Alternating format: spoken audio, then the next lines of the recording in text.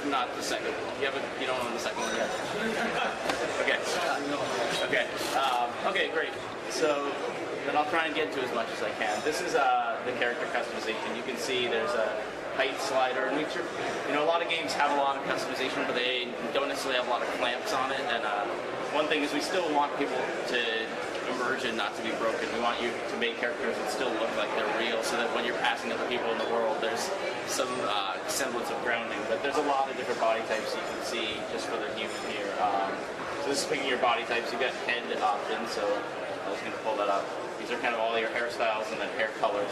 There's more of them over there as well, but it's a pretty large variety. The different faces and the skin color on the faces.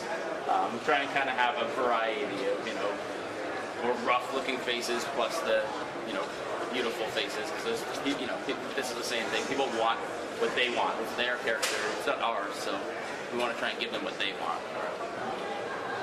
Each of those you can kind of go into in detail right here that shows the things you can kind of adjust, like the angle of the eyes, the size of the eyes, how open they are, eyebrow stuff. So this is just on the eyes, right? Then here's the slider for the nose and stuff.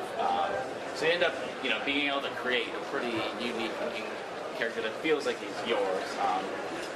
Face details, and then I think that's it, right? That's the last one. So, and then this is your armor dye stuff. So this is kind of a starter armor set, and each set of each piece you see here has 3 areas that can be dyed, so you can kind of mix and match different colors and kind of try and make something like a different pattern. So this kind of, you can, as Elijah can show you, like if he's picking the gold here, which is touching this part of the pants, but then this middle part is, this middle dye color is affected here, and the final dye color is kind of on the belt, so you can really customize every single piece, just how much the look and feel that you want to get out of everything. So.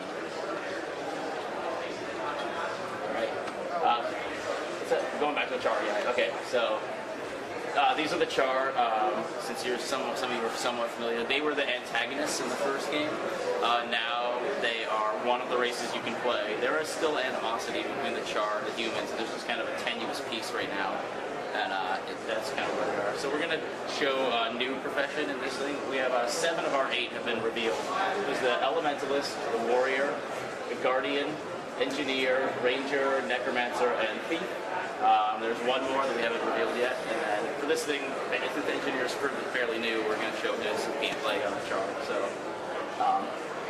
he's just going to quickly go through some char options. You can see on the char you have different choices. You pick your fur and patterns, and so each race has his own kind of set of unique things that you can customize as well. So you can get a lot of different really varied looking char. They have their horns that you can set, and different their hairstyles. You have like these mohawks, and then you have like the different horns that you can set that really get you good, like not just like cosmetic changes, but profile changes. I think it's really important to let people feel like their character is different. So this is the thing I was talking about in before the question you asked. Right here, this is kind of your biography that you're filling out. You can see it says like my most useful tool is my, and you've got these options that you can pick. These are actually a thing that gives you stuff, an item to begin the game. This is our diplomacy system. It lets you kind of choose a kind of starting path for that. There are 3 options: ferocity, dignity, and charm. And as you interact with NPCs, based on what you've done with other NPCs, you can kind of raise and lower your levels of these 3 things, and then other characters in the game, not players, but NPC characters, will react to you differently. If you have a lot of charm, kids might come up to you and just yell at you. If you're very ferocious, people might back away when you're near them. So this is kind of the Mad Lib stuff. This is one of your biggest choices as a char. There are 3 char legions: the Blood Legion, the Iron Legion, and the Ash Legion.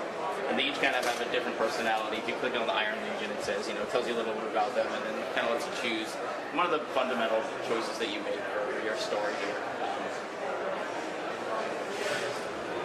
So yeah, this is one of the choices you make early, which is talking about each char is in what is called a war band. So when they're kids, they kind of are grouped together, sort of Roman legion style. They're very Roman legion style feel to them. These are the members of your war band, and once you pick, like who is the one that you're the most loyal to. Kind of, this is another question of